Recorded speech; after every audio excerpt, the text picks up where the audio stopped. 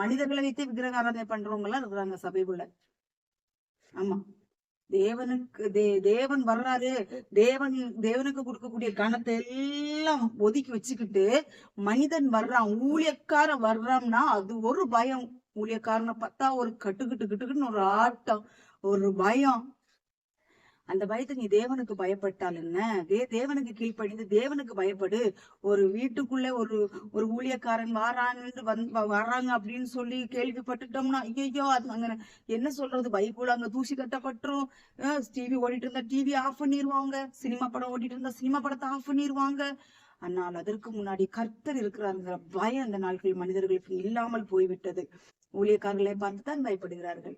ஊழியக்காரர்கள் அப்படி ஆக்கி விட்டார்கள் ஜனங்களை. ஊழியக்காரர்கள் அப்படி ஜனங்களை ஆக்கி விட்டார்கள். என்ன கர்த்தருக்கு முன்பாக அவர்களை நிறுத்தி ஜனங்களை மோசம் போக்கி கொண்டிருக்கிற கூட்டமாக இருக்கிறது. கீழ்ப்படியாமை விக்கிரக ஆராதனைக்கு சமமாய் இருக்கிறது.